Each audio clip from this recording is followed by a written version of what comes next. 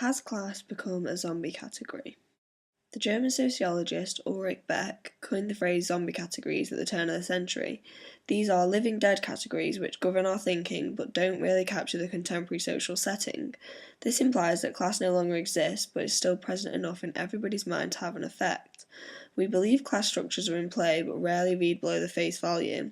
Beck describes class as a category that is dead long ago but still haunting people's minds. Beck explores ways of redefining and reconstructing basic sociological concepts such as social inequality, households, as in the nuclear family, technology, science, and, of course, class. Beck splits modernity into two stages, first modernity and second modernity, much like first and second wave feminism.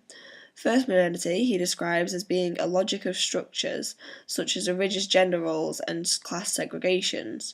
Second modernity, however, is a logic of flows. Beck's logic of flows can link to Bauman's concept of liquid modernity.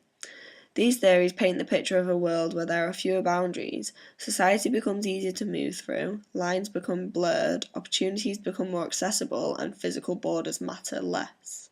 In the place of class, Beck puts the theory of individualization, because individuals are becoming less bound by social structures such as the household and class system. The individual is becoming a central unit to social life.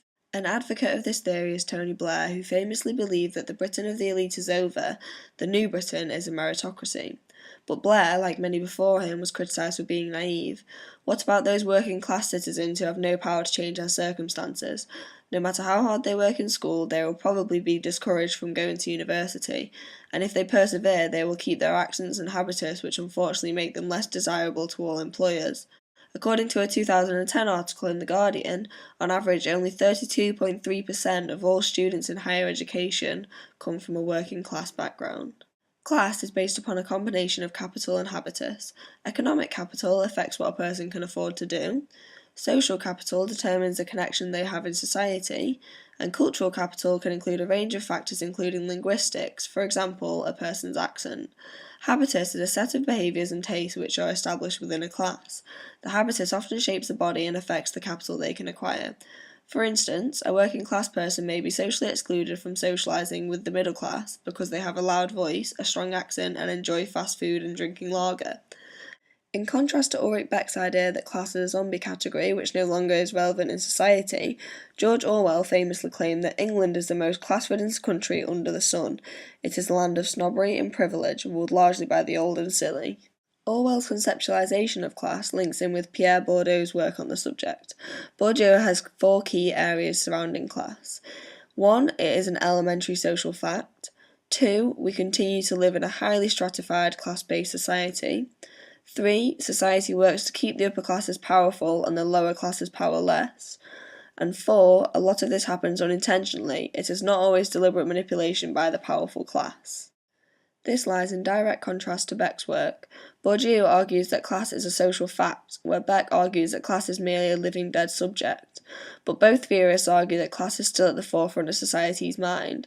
We are still controlled by ideas of class, even if it is debated whether or not it is still relevant.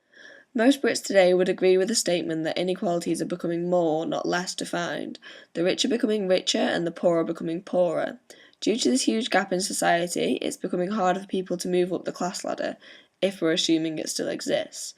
Unless, in the words of our good friend Ron Swanson, capitalism is just God's way of determining who is smart and who is poor. In 1989, Hogarth stated that class distinctions do not die, they merely learn new ways of expressing themselves. Each decade we swiftly declare that we've buried class, and each decade the coffin stays empty. Maybe Hogarth is right. What Beck describes as the death of class is actually just a new variation of class. Class doesn't exist the same way it did today as it did 10 years ago. For now, we can consider the issues of how we see class. Do we believe it is a zombie category, or do we still have on this classed lens on when we analyse people's behaviours, hobbies, their aspirations, and their habits and their habitus?